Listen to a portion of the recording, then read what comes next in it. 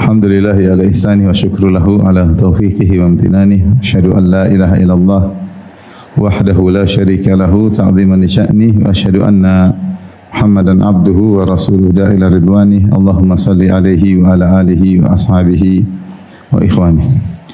Para ibu-ibu, para ummahat, hadirat yang dirahmati Allah Subhanahu wa taala, demikian juga para ikhwan, bapak-bapak yang dimuliakan oleh Allah Subhanahu wa taala. Pada pagi hari ini kita akan bertafaqquh fid din tentang suatu hadis yang diriwayatkan dari Abdullah bin Mas'ud radhiyallahu taala anhu, anna Nabi sallallahu alaihi wasallam qaal, bahwasanya Rasulullah sallallahu alaihi wasallam bersabda, al-mar'atu auratun, sungguhnya wanita adalah aurat. Fa idza kharajat istasyrafaha asyaitan, jika keluar dari rumahnya wanita tersebut maka akan diintai oleh syaitan. Istisyraf yaitu seperti ini secara bahasa, yaitu syaitan mengintai, syaitan menanti-nanti. Tujuannya adalah untuk menjadikan wanita tersebut sebagai bahan jeratan untuk menjerat para lelaki. Dalam lafal yang lain, al-mar'atu auratun wa aqrabu ma takunu min rabbiha idza kanat fi qa'ri baitiha. Wanita adalah aurat dan kondisi paling dekat seorang wanita dengan Rabbnya ketika dia berada di dalam rumahnya.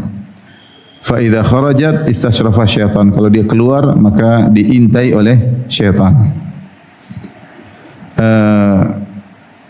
Hadis ini diriwayatkan oleh At-Tirmidzi dan juga diriwayatkan oleh Ibnu Khuzaimah dan dengan sanad yang sahih. Ada beberapa permasalahan yang ingin kita ambil dari hadis ini, atau faedah-faedah yang bisa kita ambil dari hadis ini.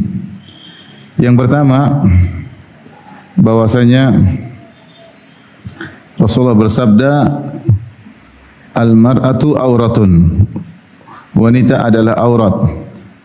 Hukum asal bahwasanya seluruh tubuh wanita adalah aurat. Ini hukum asal, karena ketika Rasulullah mengucapkan al-mar'ah maka mencakup seluruh tubuh wanita adalah aurat.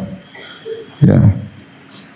Dan para ulama jelas yang dimaksud adalah tubuh wanita, bukanlah suara wanita bukanlah aurat. Meskipun ada pendapat sebagian ulama yang mengatakan suara wanita adalah aurat, namun ini adalah pendapat yang lemah, ya.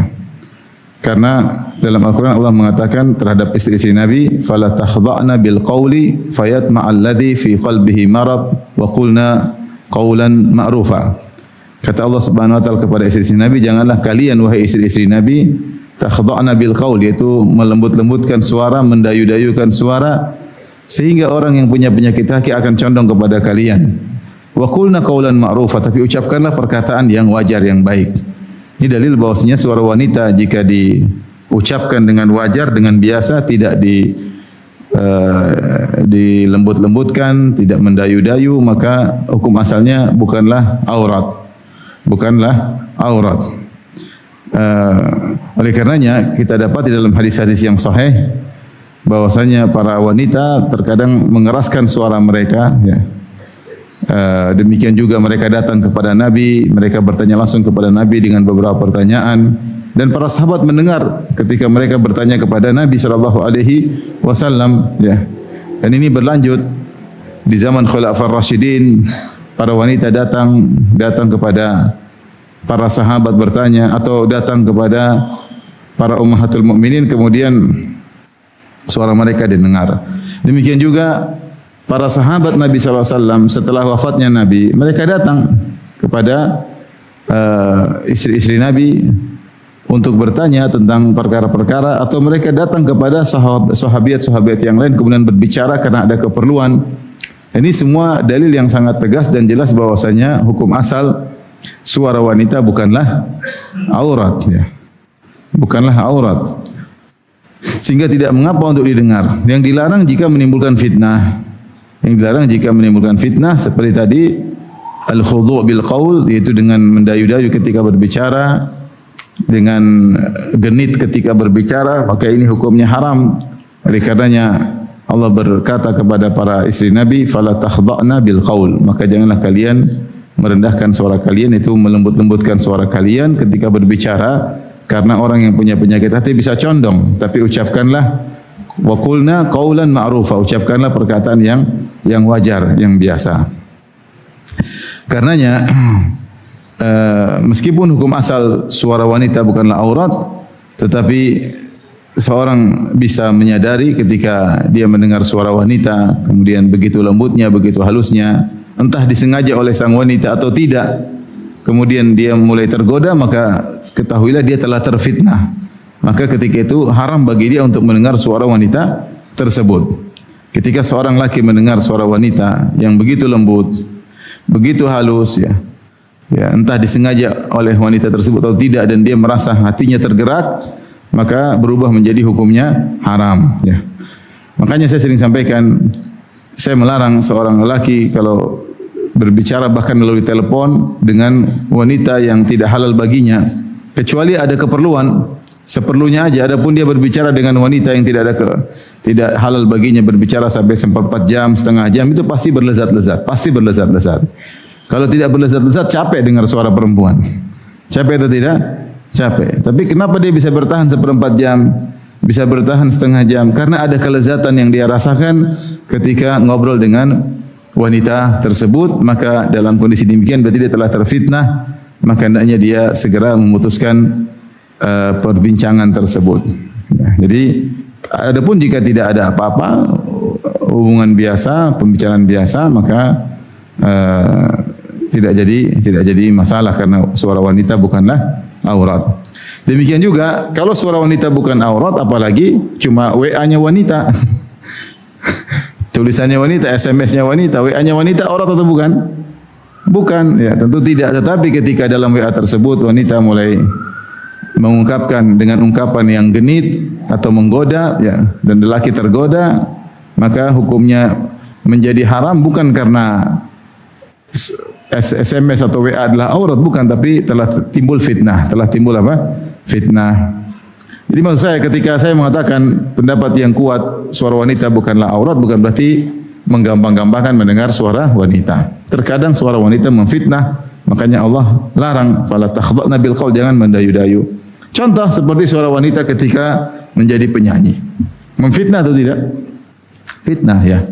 Mungkin wanita menyanyi dengan suara yang indah, dengan suara yang desah-desah misalnya, ya, maka bisa memfitnah.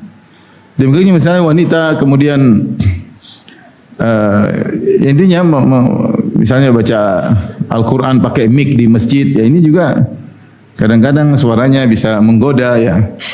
Hukum asal suara wanita bukan untuk diumbar, bukan untuk dipamerkan. Ya kalau ada perlu nggak ada masalah, kalau nggak ada perlu maka sebaiknya dihindari, karena meskipun bukan hukum asal, bukan aurat, namun bisa menimbulkan fitnah. Baik. Jadi ketika Rasulullah bersabda al-mar'atu auratun, wanita adalah aurat, maka yang dimaksudlah terkait dengan badannya, tubuhnya adalah aurat. Kemudian dari situ khilaf di kalangan para ulama, apakah seluruh tubuh wanita aurat ataukah ada pengecualian. Ada yang mengatakan seluruhnya aurat berdasarkan hadis ini, bahkan kukunya pun aurat. Ada pendapat dari sebagian salaf. Karena Rasulullah mengatakan wanita aurat. Ketika wanita aurat semuanya harus tertutup, bahkan kukunya pun tertutup, harus ditutup. Sebagian mereka mengecualikan hanyalah satu mata yang dibuka atau dua mata yang dibuka karena darurat untuk melihat jalan. Untuk melihat jalan ketika dia keluar, maka tidak mengapa terbuka satu matanya atau dua matanya untuk melihat. Tapi seluruh kujur tubuhnya harusnya tertutup. Jadi pendapat ada yang mengatakan tidak dikecualikan adalah illa al-wajh wal kaffain, kecuali wajah dan kedua tangan. Ada hadis, ya, kalau tidak salah hadis Asma yang kemudian diperselisihkan oleh para ulama tentang kesohihannya, ya. Tapi sebagian ulama memandang hadis ini sahih sehingga mereka mengecualikan kecuali wajah dan kedua telapak tangan. Maka itu bukanlah aurat, ya. Tentu ada khilaf di kalangan para ulama. Intinya hukum asal wanita adalah aurat. Kita bahas secara sederhana tentang aurat wanita. Aurat wanita maka ditinjau dari siapa yang dia hadapinya. Terkadang wanita berhadapan dengan wanita muslimah semisal dia. Yang kedua, terkadang wanita berhadapan dengan wanita kafirah. Bagaimana? Apakah auratnya di depan wanita muslimah sama dengan di depan wanita kafirah? Kemudian terkadang di hadapan dia adalah suaminya sendiri. Apakah ada batasan aurat terhadap suaminya? Kemudian terkadang di hadapan dia adalah mahramnya, auratnya sampai di mana? Dan kemudian yang terakhir, bagaimana kalau di hadapan dia adalah lelaki ajnabi, lelaki asing? Maka ini semua hukumnya berbeda-beda. Berbeda-beda. Tapi kita mulai dari seorang wanita di hadapan suaminya. Taib. Apakah ada aurat yang dilarang untuk dilihat oleh suaminya? Jawabannya tidak ada. Yang benar bahwasanya semua tubuh wanita tersebut halal bagi sang suami. Ya. Untuk dinikmati, dan ini kesepakatan para ulama. Tubuh wanita dari atas sampai bawah semuanya berhak dinikmati oleh sang suami, kecuali yang dilarang oleh Allah Subhanahu wa taala, seperti menggauli wanita melalui dubur misalnya, atau melalui kemaluan ketika sedang haid. Adapun selain itu maka hukumnya asalnya adalah halal. Meskipun para ulama sepakat dari atas sampai sekujur tubuhnya halal bagi sang suami, tapi khilaf apakah sang suami boleh melihat kemaluan istrinya, maka ini ada khilaf di kalangan para ulama. Yang benar, pendapat yang lebih kuat, hukumnya adalah boleh. Hukumnya adalah boleh. Adapun hadis-hadis yang menjelaskan dilarang melihat kemaluan pasangan, maka hadis-hadisnya kalau bukan dhaif maka hadisnya palsu. Ya. Yang benar, lelaki boleh melihat aurat istrinya dan istrinya boleh melihat aurat lelaki. Bahkan salah satu kalau dinikmati aja boleh, apalagi cuma dilihat. Dan di antara kesempurnaan menikmati pasangan adalah dengan bisa melihat aurat dari pasangan tersebut. Ya. Makanya Rasulullah berkata, ihfaz aurataka, ya, jagalah auratmu kecuali kepada pasanganmu, tidak jadi masalah. Kemudian juga Ibnu Hajar menyebutkan riwayat ketika Aisyah ditanya tentang apakah seorang lelaki boleh melihat aurat wanita atau sebaliknya, maka Aisyah menyebutkan hadis, kuntu aqtasilu ana wan nabiyyu sallallahu alaihi wasallam min ina'in wahidin kilana junubun. Aku dan Nabi SAW pernah mandi bersama dari satu tempayan yang sama, dan kami berdua sama-sama dalam kondisi junub. Sehingga sebenarnya mengatakan ini nas dari Aisyah ketika beliau ditanya, beliau berdalil dengan hadis ini. Yaitu beliau ingin mengatakan saya dan Nabi mandi dalam kondisi tidak berbusana. Dan kami mandi bareng dan tentunya saling melihat. Oleh karenanya tidak mengapa seorang laki melihat aurat suaminya, istrinya, dan tidak mengapa seorang istri melihat aurat suaminya. Jadi kalau aurat wanita di hadapan suaminya tidak ada aurat, semuanya boleh dilihat. Yang pertama. Yang kedua adalah aurat wanita di hadapan mahramnya, ya. Maka secara singkat, aurat wanita di hadapan mahramnya adalah apa yang biasa terbuka ketika dia sedang di rumahnya, ya. Dan mereka berdalil dalam hal ini adalah dalam surat An-Nur ayat 31. Kata Allah, wala yubdina zinatahunna illa ma dhahara minha, ya. Dan hendaknya para wanita tidak menampakkan dari diri mereka kecuali yang biasa tampak dari dirinya, ya, yaitu tempat yang biasa mereka gunakan untuk meletakkan perhiasan. Kita tahu wanita kalau meletakkan perhiasan di mana? Biasanya di tangan, ya enggak? Gelang, cincin, kaki, ya, kalung, ya. Maka ini semua boleh dilihat oleh mahram, ya, boleh dilihat oleh mahram. Oleh karenanya jika seorang wanita di hadapan mahram, di hadapan kakak lelakinya, adik lelakinya, di hadapan omnya, di hadapan pak D-nya, di hadapan ayahnya, ya, di hadapan mertuanya, ya, karena ini semua adalah mahram, ya, tidak boleh menikah dengan wanita tersebut, adalah yang biasa terbuka ketika dia sedang di rumah. Wanita muslimah kalau di rumah telanjang apa pakai baju? Pakai baju ya. Cuma ada yang terbuka, yaitu lengannya terbuka biasa, pakai baju sampai sini. Mungkin terbuka segini ya. Sebagian dadanya kelihatan ya. Rambutnya terbuka, betisnya kelihatan, maka ini semua adalah bukan aurat bagi seorang wanita di hadapan lelaki mahramnya. Paham ya? Di depan laki mahramnya. Tidak lebih dari itu. Adapun seorang wanita memperlihatkan pahanya kepada akal lelakinya, adik lakinya enggak boleh. Ya, enggak boleh. Ya, apalagi lebih daripada itu, maka aurat wanita terhadap mahramnya adalah yang biasa terlihat ketika dia sedang di rumah, yaitu bagian-bagian dari tubuhnya yang biasa diletakkan perhiasan. Nanti kalau pakai perhiasan jadi tangannya, di lengannya, di dadanya, di kalungnya, kemudian di kakinya. Biasa orang Arab dahulu memakai perhiasan di kaki. Maka ini yang boleh dilihatkan oleh seorang wanita di hadapan mahram-mahramnya. Ini yang kedua. Yang ketiga, aurat wanita di hadapan wanita muslimah semisal dia. Maka yang benar aurat wanita muslimah di hadapan wanita muslimah lainnya sama seperti aurat lelaki di hadapan lelaki lainnya, yaitu baina surrah wa rukbatain, antara pusar sampai kedua lutut. Antara pusar sampai kedua lutut. Jadi bolehkah seorang wanita membuka dadanya di hadapan wanita lain? Boleh, misalnya lagi nyusu. Bukan dia ketemu acara kemudian terbuka dadanya, enggak. Tapi artinya itu bukan aurat bagi wanita muslimah yang lain. Artinya wanita tetap dianjurkan memakai pakaian kesopanan, tapi kalau dia membutuhkan untuk melihatkan dadanya kepada wanita muslimah lain tidak jadi masalah, karena itu bukan aurat. Aurat wanita muslimah dengan muslimah yang lain adalah antara pusar sampai kedua lutut. Oleh karenanya perlu diwaspadai kalau bertemu misalnya antara wanita muslimah, tidak boleh lebih daripada itu. Jangan sampai kemudian membuka pahanya ya. Maka meskipun sama wanita muslimah itu adalah apa? Aurat, tidak boleh. Ya, dia hanya boleh membuka pahanya kepada suaminya ya. Adapun kepada wanita muslimah yang lain maka auratnya antara pusar sampai kedua lutut, sebagaimana antara laki dengan laki yang lain. Itu antara pusar dengan lutut. Ya, sehingga dada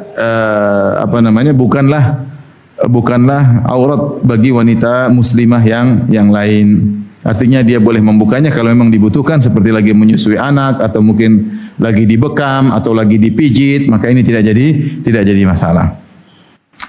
Tapi yang berikutnya, bagaimana aurat wanita muslimah di hadapan wanita kafirah? Wanita muslimah di hadapan wanita kafirah. Maka khilaf di kalangan para ulama. Secara umum ada dua pendapat. Pendapat pertama mengatakan wanita kafirah sama seperti lelaki asing. Maka wanita muslimah di hadapan wanita kafirah pakai jilbab seperti lagi ketemu dengan lelaki yang asing. Ini pendapat. Pendapat yang kedua bahwasanya wanita kafirah sama dengan wanita muslimah karena sama-sama wanita.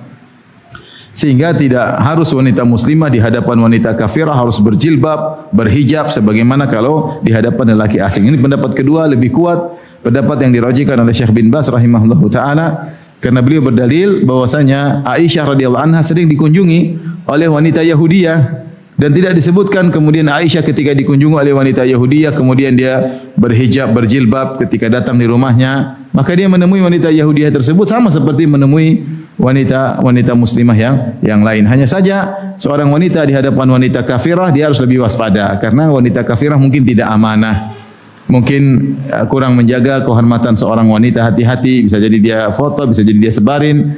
Maka meskipun sama antara wanita kafirah dan wanita muslimah terkait dengan aurat, namun wanita muslimah hendaknya lebih menjaga ya. Lebih menjaga. Yang terakhir adalah aurat wanita di hadapan lelaki asing. Di hadapan lelaki asing itu lelaki yang bukan mahramnya, lelaki yang bukan mahramnya, dan lelaki yang tidak halal baginya itu bukan suaminya. Ya, kalau suaminya halal ya, suami adalah halal baginya. Nah, bagaimana kalau aurat wanita di hadapan lelaki asing? Maka hukum asal adalah al-mar'atu auratun. Wanita adalah apa? Aurat. Kembali kepada hukum asal. Ya, seluruh tubuhnya adalah aurat kecuali beberapa bagian yang dikhilafkan oleh para ulama, seperti saya katakan tadi, wajah dan kedua tangan. Maka diperselisihkan oleh para ulama. Ada yang mengatakan wajah pun aurat harus ditutup. Dan ini khilaf yang masyhur di kalangan para ulama mazhab, sehingga dari sini timbul fikih apakah wajib menutup wajah atau tidak. Khilaf di kalangan para ulama. Sebagian mengatakan menutup wajah. Kalau wajah adalah aurat berarti menutup wajah adalah wajib. Ya, ada yang mengatakan kalau wajah bukanlah aurat maka menutup wajah atau cadar adalah hukumnya sunnah. Hukumnya sunnah. Meskipun mereka semua sepakat bosnya menutup wajah adalah lebih baik. Mereka cuma khilaf apakah hukumnya sunnah ataukah wajib. Ya. Kemudian juga tangan, apakah tangan boleh terlihat atau tidak, khilaf di kalangan para ulama berdasarkan hadis Asma, apakah hadisnya sahih ataukah dhaif.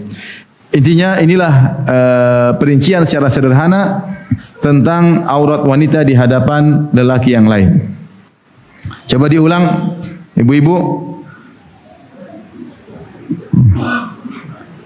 Ada berapa model? Pertama, wanita muslimah di hadapan suaminya. Ada aurat atau tidak? Tidak ada, boleh lihat semuanya. Yang kedua, wanita muslimah di hadapan apa? Mahramnya, yaitu yang biasa dia ya itulah ya. Kemudian yang ketiga, wanita muslimah di hadapan muslimah yang lain. Yang keempat, wanita muslimah di hadapan wanita kafirah ya. Kemudian yang kelima, wanita muslimah di hadapan lelaki ajnabi, lelaki asing. Sudah tadi kita jelaskan. Dari sini perlu kita ketahui, maka tidak boleh seorang wanita muslimah membuka auratnya di hadapan wanita muslimah yang lain, yaitu membuka kemaluannya, membuka pahanya. Ini enggak boleh. Dia melanggar aturan Allah Subhanahu wa taala ya. Ya. Karena bisa menimbulkan juga hal-hal yang tidak diinginkan ya. Hal yang tidak diinginkan ya. Ini yang pertama. Sekarang terkait masalah kedua, aurat wanita dalam salat. Ini beda lagi. Auratul mar'ah fi salat.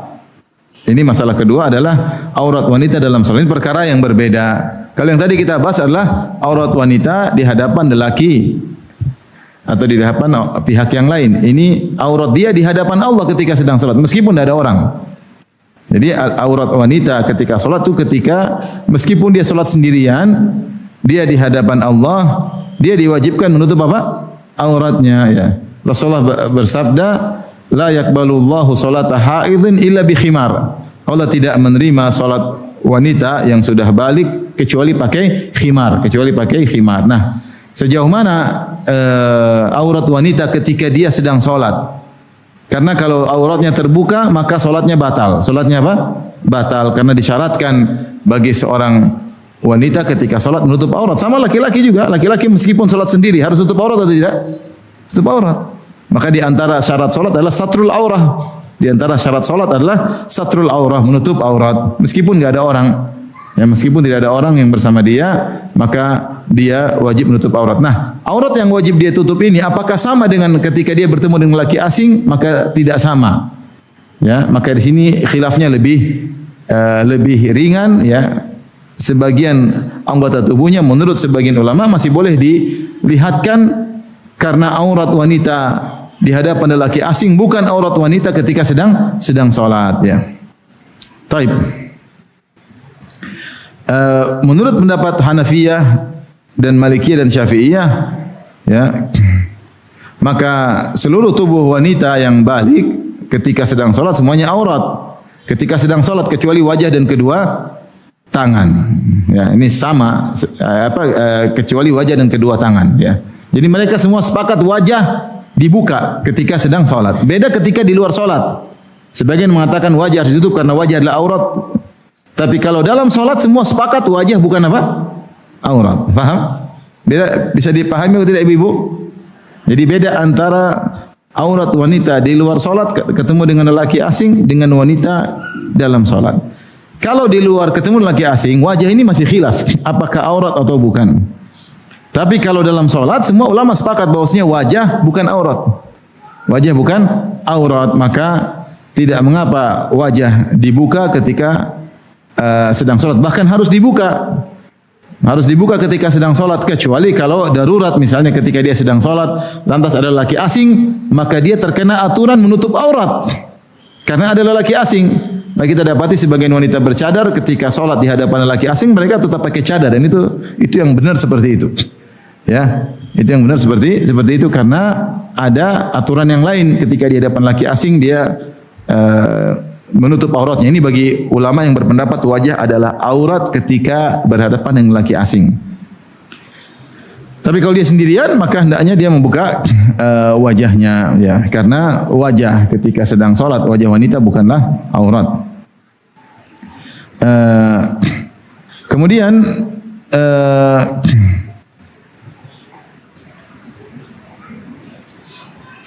dalam riwayat meskipun di sini disebut juga bahwasanya sebagian ulama Hanabilah, ya, Allah alam, ini disebutkan tetap memandang bahwasanya wajah adalah aurat, ya, meskipun dalam salat. Allah alam, ini perlu dicek kembali, ya. Kemudian Hanafiyah khilaf tentang zahirul kaffain, tentang ini.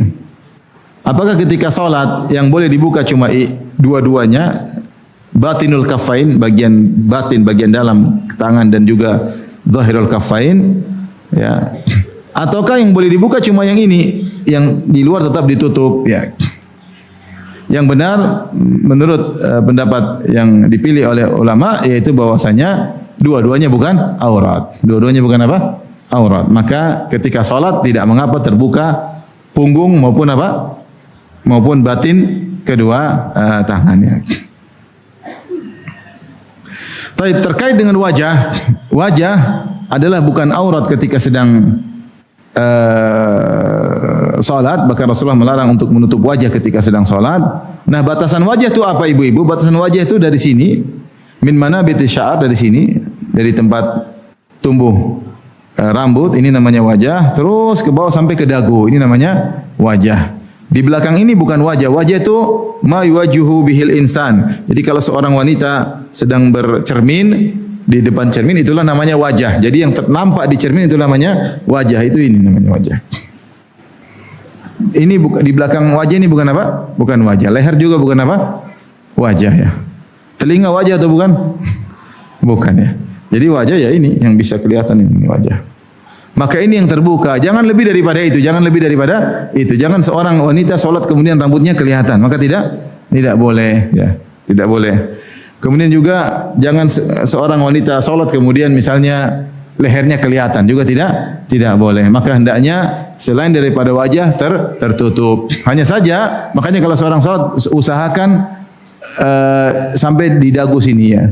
Jangan sampai ke belakang ini, usahakan, ya. Meskipun sebenarnya mengatakan ini adalah ringan, ya, karena terbuka sedikit dimaafkan, tapi seorang berusaha ketika sholat wajahnya aja yang terlihat. Adapun bagian belakang wajah usahakan ditutup agar kita keluar dari masalah khilaf.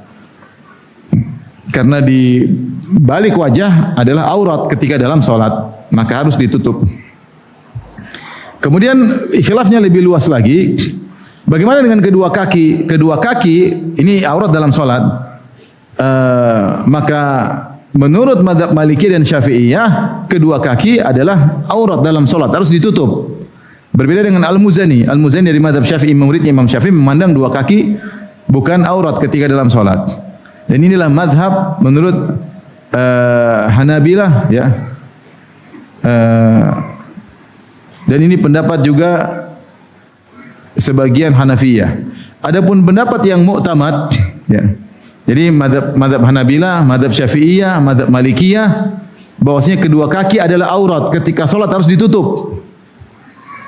Tetapi menurut Al-Imam Al-Muzani, muridnya Imam Syafi'i, dan juga pendapat yang dipilih oleh Hanafiyah, pendapat yang muktamad mazhab Hanafi, bahwasanya kedua kaki bukan aurat. Dan ini dipilih oleh Ibn Taimiyah rahimahullahu ta'ala, bahwasanya kedua kaki bukanlah aurat. Artinya, orang kalau salat kemudian kakinya kelihatan, menurut mazhab Hanafiyah, menurut Imam Al-Muzani, muridnya Imam Syafi'i, dan juga menurut Syekhul Islam Ibn Taimiyah dari mazhab Hambali, bahwasanya itu tidak mengapa karena kaki bukanlah aurat. Makanya kalau ibu-ibu sering tanya sama saya, Ustaz, saya ke Masjid Nabawi kok banyak perempuan sholat kakinya kebuka. Karena yang ibu-ibu lihat itu seringnya dari Pakistan, India, Bangladesh. Itu mereka madhabnya Hanafi. Itu mereka madhabnya apa? Hanafi. Sehingga ketika mereka sholat kakinya terbuka, menurut mereka tidak mengapa. Jadi ini karena terkait dengan aurat dalam sholat. Aurat dalam apa? Sholat. Adapun kalau di luar sholat semua sepakat kaki adalah aurat. Kalau ketemu laki asing, semua ulama sepakat kaki adalah aurat. Makanya ketika Ummu Salamah mendengar hadis Nabi SAW, ma asfala minal ka'bain fa finnar, kalau ada baju yang menjulur di bawah dari kedua kaki maka di neraka jahanam. Maka Ummu Salamah mengatakan, bagaimana dengan para wanita ya Rasulullah? Kalau mereka tidak julurkan kakinya roknya di bawah mata kaki maka akan kelihatan kakinya. Maka Nabi mengatakan yurkhina shibran. Ya sudah, kata Nabi, panjangkan roknya di bawah mata kaki sejengkal. Sejengkal. Jadi bukan cuma sampai kaki aja, sejengkal. Yaitu kalau sejengkal dari mata kaki, berarti melewati kaki atau tidak? Melewati kaki. Berarti jalan sudah terkena tanah. Maka Ummu Salamah berkata, idzan tanqashifa aqdamuhunna. Ya Rasulullah, kalau begitu nanti tersingkap kakinya. Kalau cuma lewat dari kaki cuma 10 cm, ya nanti atau 7 cm, roknya panjang lewat dari kaki 7 cm, kalau kena angin bisa tersingkap. Kata Rasulullah SAW, yurkhina zira'an. Kalau gitu panjangkan sampai 1 zira'. Wala yazidna ala dzalik, jangan lebih daripada itu. Jadi wanita boleh pakai rok dari mata kaki panjangnya 1 hasta. Berarti ada ekornya itu panjang tuh dari. Maksud saya ini bagaimana semangat wanita dahulu untuk menutup aurat mereka. Sampai mereka minta izin supaya panjang-panjang, tidak ingin dilihat oleh orang lain kaki mereka. Ya.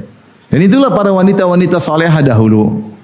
Kisah yang masyhur ketika Ibnu Abbas berkata kepada muridnya, ala adulluka ala imra'atin min ahlil jannah, maukah aku tunjukkan kepada engkau seorang wanita penghuni surga. Ya. Siapa dia? Hadhihi imra'atun sauda. Atatin Nabi sallallahu alaihi wasallam, wanita berkulit hitam datang kepada Nabi sallallahu alaihi wasallam, dia berkata, "Ya Rasulullah, inni usra wa inni atakashaf. Fad'u Allah an yashfiyani." Ya Rasulullah, saya ini terkena penyakit ayan. Kalau saya sudah terkena penyakit ayan, saya tersingkap aurat saya. Doakanlah kepada Allah agar saya disembuhkan. Kata Nabi sallallahu alaihi wasallam, "In syi'ta da'auti laki wa in syi'ta wa in syi'ti da'auti laki wa in syi'ti sabarti walakil jannah." Kalau kau mau saya doakan engkau kemudian kau sembuh, kalau kau mau kau sabar maka kau masuk surga. Pahala sabar itu luar biasa. Kata Nabi, 2 pilihan. Saya doakan kau sembuh wahai wanita berkulit hitam yang bertanya tadi. Kalau kau mau saya tidak doakan, kau sabar maka kau akan masuk surga. Kata dia, Rasulullah, saya bersabar aja. Walakin ud'u Allah alla atakashaf, tapi doakan pada Allah kalau saya lagi kumat saya tidak tersingkap aurat saya. Subhanallah. Akhirnya dia tidak sembuh, tapi kalau dia lagi kumat auratnya tetap tertutup. Nabi doakan. Maksud saya ini wanita berkulit hitam, kalau dia lagi kumat kan uzur, enggak ada masalah ya. Tetap dia malu, tidak pingin auratnya terlihat, tidak pingin kakinya terlihat. Bagaimana para sahabat iman mereka kepada Allah Subhanahu wa taala? Sebagian wanita kalau sudah masuk rumah sakit bebas, dia terbuka bebas. Yang penting udah masuk apa? Rumah sakit. Mau dibuka ini, buka ini, buka ini. Dia sakit dan dia tidak ingin kakinya tersingkap padahal dia berkulit hitam. Bagaimana yang wanita berkulit putih, kemudian yang cantik, kemudian pamer ini, buka ini, buka ini. Oleh karenanya bahwasanya kalau kaki di luar salat sepakat ulama adalah termasuk apa?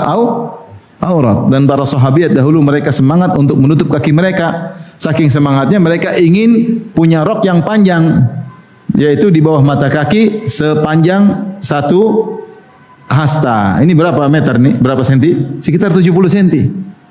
Sekitar 60 senti. Mata kaki sampai kaki berapa senti? Mata kaki sampai telapak kaki berapa senti? Coba ya. Ya paling 8 senti. 8 cm. Berarti kalau dari bawah, dari mata kaki sampai 1 zira, berarti di bawahnya masih ada sekitar 50 cm, 6,5 meter di bawah kaki.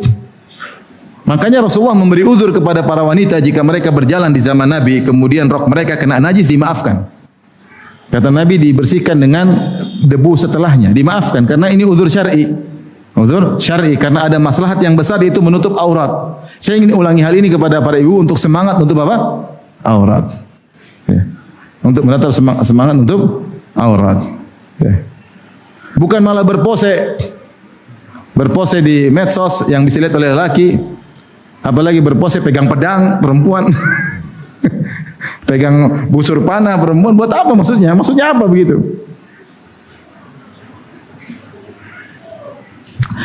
Adapun maka hidupkan sifat rasa malu hendaknya dimiliki oleh para wanita.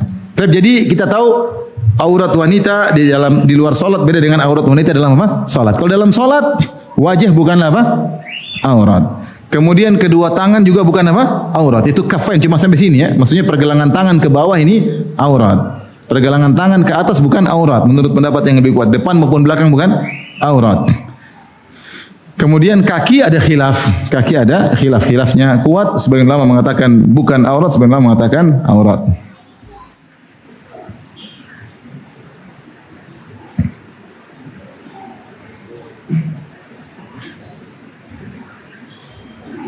Baik, ini permasalahan yang kedua. Permasalahan yang ketiga tentang keluarnya wanita dari rumah.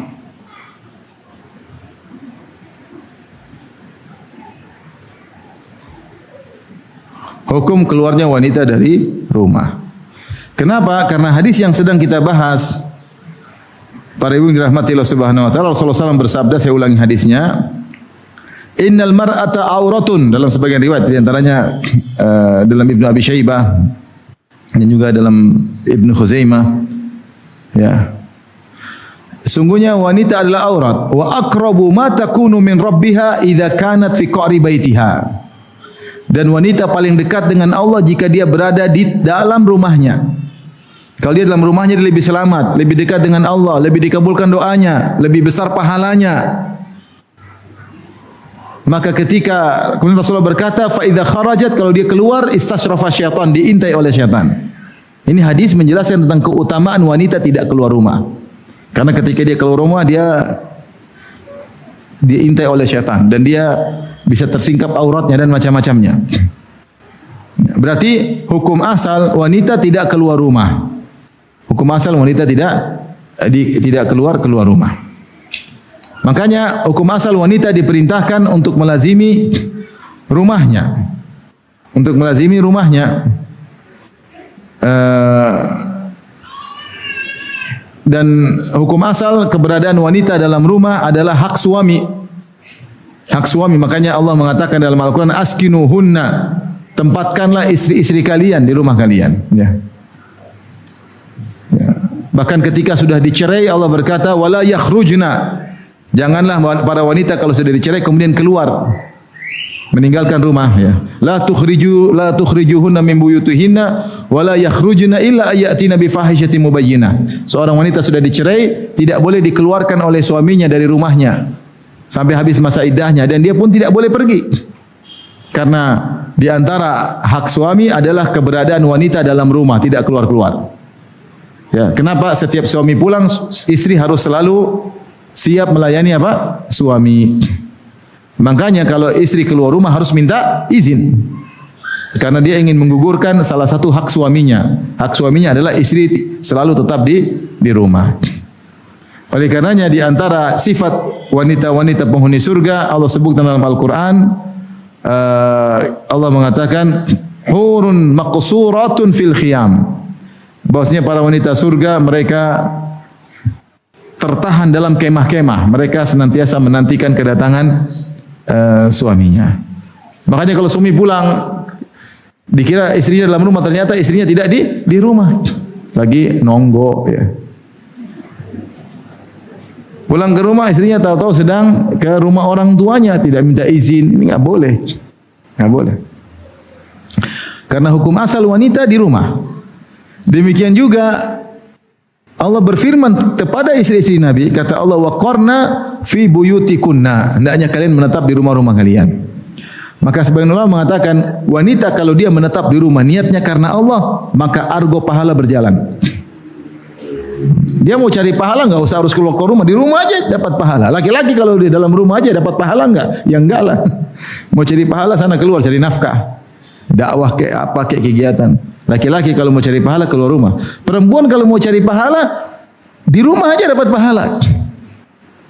Nongkrong di rumah dapat pahala, apalagi nongkrongnya diisi dengan baca Quran, dengan ngaji, ikut pengajian di YouTube misalnya, tahsin, ikut HSI-nya Ustadz Abdullah Rai misalnya, ya, pahala.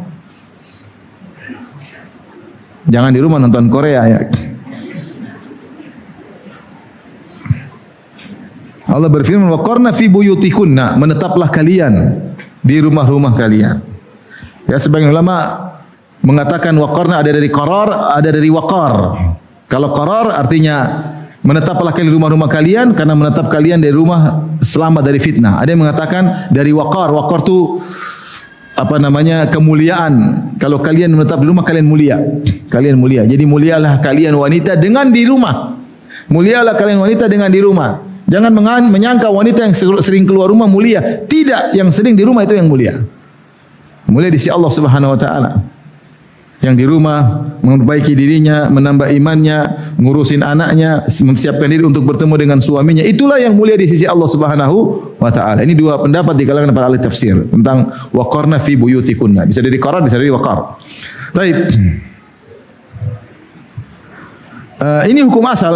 Hukum asal bahwasanya wanita tidak boleh keluar rumah karena hak suami dia menetap di rumah. Yang kedua, agar dia tidak dijerat oleh syaitan. Tidak dijerat oleh syaitan. Bahkan datang dalam satu hadis dari Anas bin Malik, namun hadisnya diperselisihkan. Ya. Ada seorang perawi dalam hadisnya yang sebagian mendhaifkannya, sebagian mensikohkannya. Dari Anas bin Malik beliau berkata, "Ji'nan nisa'u ila Rasulillah sallallahu alaihi wasallam." Para wanita mendatangi Nabi. Fakulna, mereka berkata kepada Nabi, "Ya Rasulullah, dhahabar rijalu bil fadli wal jihad fi sabilillah ta'ala. Fama lana amalu nudriku bihi amalal mujahid fi sabilillah." Ya Rasulullah, para lelaki telah mendapatkan pahala dan kemuliaan di antaranya jihad fi sabilillah, keluar rumah perang dapat pahala. Adakah amalan buat kami para wanita yang kami bisa menyamai amalan para mujahidin?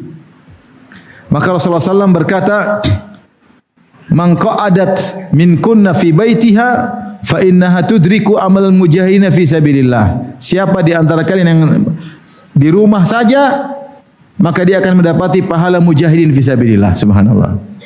Ini hadis masalahnya ada sanadnya bermasalah. Ya. Seandainya hadisnya sahih, ada yang mensahihkan, ada yang mendhaifkan. Ya. Tapi maknanya luar biasa. Wanita mau ingin mendapatkan pahala besar jihad sudah enggak usah keluar, di rumah aja, nongkrong di rumah. Tentunya maksudnya nongkrong tersebut bukan melamun, bukan ya. Di rumah tapi mengisi waktu dengan yang bermanfaat. Dia sudah mendapatkan pahala jihad fisabilillah.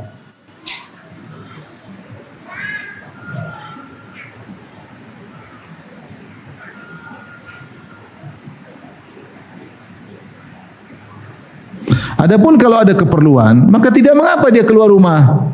Seperti menziarahi bapaknya, menziarahi ibunya, menziarahi rahimnya, kerabat-kerabatnya, atau menghadiri ada yang sakit, ada yang meninggal dunia, dia hadiri, ngelayat, atau ada acara pernikahan dia hadiri, atau untuk menuntut ilmu, ya, atau untuk berobat. Ini semua dibolehkan, tidak ada masalah. Tidak mengeluarkan kemuliaannya dari kebiasaannya menetap di rumah. Boleh. Tetapi ketika keluar rumah ada syarat yang dipasang oleh para ulama, hendaknya diperhatikan oleh para wanita.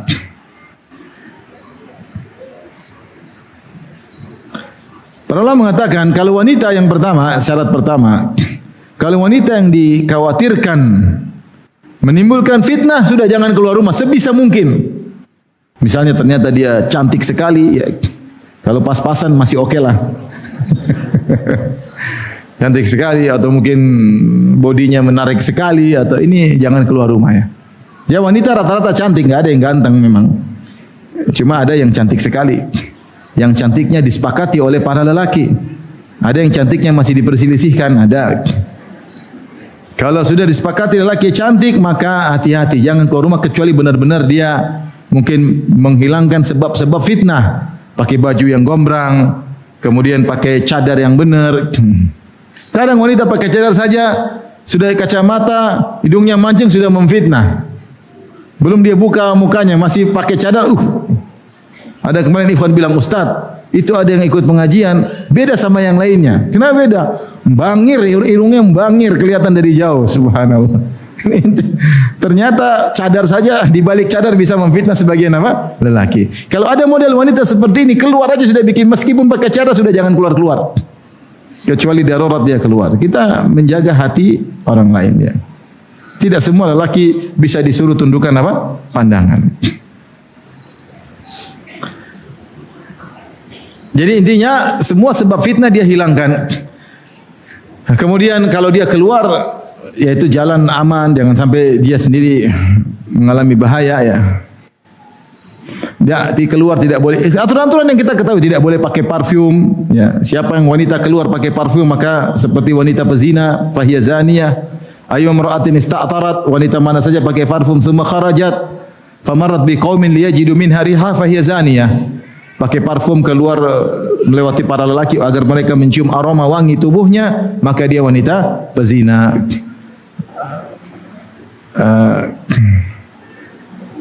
Kemudian kalau jalan jangan masuk di tempat jalan laki-laki, dia meminggir menjauh dari kerumunan para lelaki.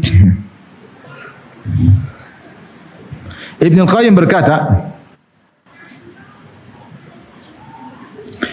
yajibu ala waliyil amri man'un nisa'i minal khuruji mutazayyinatin mutajammilatin. Perhatikan, kata Ibnu Qayyim rahimahullahu taala,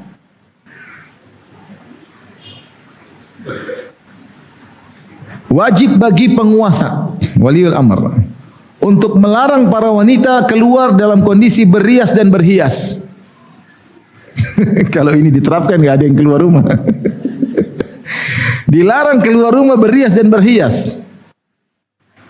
Wa man'uhunna minath-thiyabil lati yakun biha kasiyatin 'ariyatin, dan melarang mereka menggunakan baju yang menjadikan mereka termasuk dalam golongan kasiyatun 'ariyatun, berpakaian tapi telanjang. Kathiyabil wasi'ah warriqaq ya. Wa in ra'a waliyul amri an yufsida alal mar'ati idza tajammalat wa kharajat thiyabaha bihabrin wa nahwihi ya, faqad rakhasa fi dzalika ba'dul fuqaha. Kalau ternyata ada yang pakai baju yang ternyata melanggar aturan, kemudian pemerintah menggunakan beri pelajaran hukuman dengan merusak pakaian tersebut, misalnya dikasih apa, mungkin dikasih bihibar, mungkin dikasih tinta biar enggak kelihatan cantik lagi bajunya, maka tidak mengapa. Sebagian fuqaha membolehkan hal tersebut. Kenapa kata Ibnu Qayyim? Karena ini salah satu bentuk min uqubatihinna min adna uqubatihinnal maliyah. Ini hukuman terkait dengan harta. Itu bajunya yang bermasalah dikasih tinta, kasih rusak supaya enggak dia pakai lagi, enggak pakai lagi untuk apa? Keluar. Karena ini baju bikin fitnah. Ya, baju bikin fitnah ya. Kalau dia pakai baju tersebut semua lelaki memandang. Kenapa? Bajunya warnanya merah, kuning, hijau di langit yang biru. Lengkap. Lihat semua. Menarik, enggak boleh. Boleh dirusak dengan dikasih tinta sehingga hilang-hilang semua itu. Kenapa kata Ibnu Qayyim? Faqad akhbara Nabi sallallahu alaihi wasallam annal mar'ata idza tatayyabat wa kharajat min baitiha fahiya zaniyah. Wanita kalau pakai parfum keluar rumah maka dia wanita berzina. Kemudian syarat berikutnya kalau keluar rumah harus dengan izin suaminya.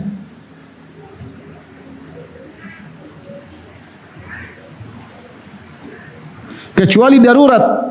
Bahkan kata para ulama ketika dia minta izin ke rumah orang tuanya tidak boleh dia pergi tanpa izin dari suaminya.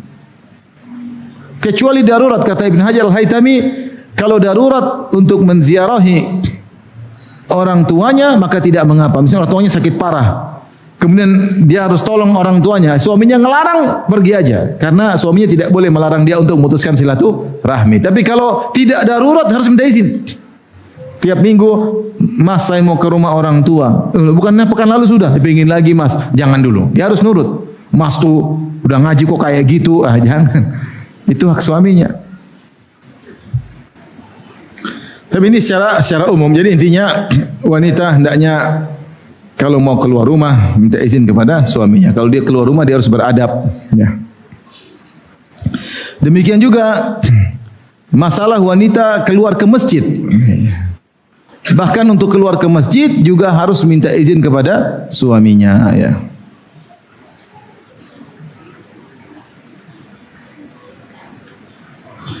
Kata mazhab Syafi'i dan mazhab Hanafi, kalau wanita tersebut wanita yang masih muda, syabah, atau sudah berusia tetapi tushtaha, tapi masih disyahwati oleh para lelaki, maka makruh baginya untuk ke masjid. Dan makruh bagi keluarganya atau suaminya untuk mengizinkannya. Adapun kalau sudah nenek-nenek tidak dihasrati, maka tidak mengapa ke masjid. Dengan izin apa? Suaminya. Ya. Ini tentunya kalau keluar. Ya. Adapun kalau seorang wanita keluar dengan rapi, dengan berhijab, tidak tampil beda, tidak terlihat terbedakan, gerombolan dengan wanita-wanita yang lain, insya Allah aman. Insya Allah apa? Aman. Makanya mazhab Syafi'i mengatakan kalau wanita yang zatu hay'ah, terkenal cantik, jangan ke masjid. Tidak boleh ke masjid. Karena kalau ke masjid nanti imamnya bingung ya. Tergoda dengan wanita tersebut. Ya dulu mungkin zaman dulu kan kelihatan, orang keluar kelihatan. Kalau sekarang alhamdulillah lebih karena keramaian yang begitu banyak ya. Yang penting tidak menimbulkan fitnah. Baik. Permasalahan berikutnya, ibu yang dirahmati Allah Subhanahu wa taala. Yang terakhir adalah di penghujung hadis kata Nabi sallallahu alaihi wasallam, "Al-mar'atu auratun idza kharajat istasrafa syaitan." Ya. Kalau dia keluar dari rumahnya maka diintai oleh syaitan. Dan Rasulullah telah mengatakan sebelumnya, "Wa aqrabu ma takunu min rabbiha idza kanat fi qa'ri baitiha." Wanita paling dekat dengan Allah ketika dia berada di tengah rumahnya. Ini isyarat bahwasanya wanita salatnya terbaik di mana, di rumah atau di masjid? Di rumah ya. Rasulullah telah bersabda ya, la tamna'u ima Allahi masajidallah wa buyutuhunna khairun lahun. Jangan kalian melarang wanita pergi ke masjid, kalau mau ke masjid silakan, tetapi rumah mereka lebih baik. Sehingga para ulama mengatakan wanita yang salat di rumah 27 kali lipat seperti lelaki yang salat di masjid. Tapi kalau wanita ingin salat di masjid boleh, tapi di rumah lebih afdal.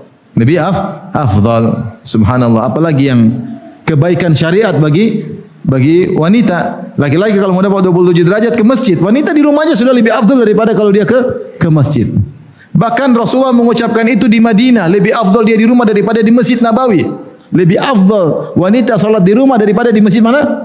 Nabawi. Meskipun para wanita ada yang hadir karena ingin mendengar salatnya Nabi, ingin mendengar ceramahnya Nabi, tidak mengapa. Untuk memotivasi wanita untuk tidak keluar rumah, sebisa mungkin tidak keluar rumah, karena dia di rumah saja itu argo pahala berjalan. Maka di akhir hadis Rasulullah ingatkan, kenapa ini semua? Wanita itu idza kharajat istasrafa syaitan. Kalau dia keluar maka diintai oleh syaitan. Yaitu syaitan mengintainya, syaitan tunggu-tunggu. Kenapa? Kalau dia keluar dia akan digoda oleh syaitan dan syaitan akan menjadikan dia jerat bagi lelaki. Jadi dua, dia digoda oleh syaitan, syaitan akan menggodanya. Kemudian syaitan akan menjadikan dia jerat untuk menggoda para lelaki. Itu Allah, syaitan akan menghiasinya. Menghiasinya sehingga menjadi indah dipandang lelaki, dipandang mata lelaki yang tidak halal baginya. Ya. Karena kita tahu kecenderungan lelaki suka wanita luar biasa. Ya. Zuyyanil nasi hubbus syahwati minan nisa. Kata Allah, dihiaskan bagi para lelaki kecintaan kepada wanita. Itulah kodrat mereka. Maka dalam hadis Rasulullah dari Sahih Muslim dari hadis Jabir bin Abdullah, Rasulullah berkata, "Innal mar'ata tuqbilu fi sirati syaitan wa tudbiru fi sirati syaitan." Wanita itu kalau jalan dalam bentuk syaitan, kalau balik dalam bentuk syaitan. Maksudnya apa? Bukan dia syaitan, tapi syaitan menghiasi. Dia datang, syaitan hiasi kepada kepala lelaki dalam benaknya. Wanita itu begini. Kalau dia balik belakang juga dilihat akan begini. Syaitan menghiasi. Memang itu tugasnya syaitan. Maka hati-hati ketika wanita keluar rumah, benar-benar dia harus menjaga adab-adab keluar rumah karena dia akan dimanfaatkan oleh syaitan menjadi jerat bagi lelaki. Dan Rasulullah telah bersabda, wattaqud dunya wattaqun nisa. Hati-hatilah kalian terhadap dunia dan hati-hatilah kalian terhadap wanita. Fa inna awwala fitnati Bani Israel kanat fin nisa. Fitnah yang pertama kali menimpa Bani Israel dimulai dari fitnah wanita. Rasulullah SAW juga bersabda, ma taraktu ba'di fitnatan adharra 'ala rijal minan nisa. Aku tidak pernah meninggalkan fitnah sepeninggalku yang lebih berbahaya bagi lelaki seperti fitnah wanita. Dan para lelaki tentu tahu akan betapa besar luar biasa fitnah wanita. Ya. Sekarang luar biasa bagaimana wanita diumbar di medsos, di jalan-jalan, di mana-mana. Bahkan fitnah itu bukan cuma menerpa orang-orang yang orang awam, bahkan orang ngaji pun terkena fitnah wanita. Bahkan fitnah wanita tersebut bukan cuma terkena orang ngaji, terkena para penuntut ilmu. Bahkan bukan cuma terkena penuntut ilmu, bahkan terkena para dai. Dai pun bisa terkena fitnah wanita. Bisa atau tidak? Dai-nya laki-laki atau bencong? Kalau bencong aman insyaallah. Tapi kalau laki-laki pasti terfitnah. Terfitnah dengan muridnya, terfitnah dengan panitia pengajian, terfitnah dengan istri temannya, mungkin dan sudah terjadi. Sehingga seorang tidak menggampangkan masalah fitnah wanita. Kalau kita punya wanita baik istri maupun anak-anak, hati-hati kita jaga, jangan menjadikan mereka sebagai jeratan yang dimanfaatkan oleh iblis untuk menjerat para lelaki. Demikian saja ibu yang dirahmati oleh Allah Subhanahu wa taala yang disampaikan pada kesempatan kali ini tentang hadis-hadis kewanitaan ya. Insyaallah kita lanjutkan pada kesempatan lain hadis-hadis khusus spesial tentang para wanita. Wallahu taala alam bisawab.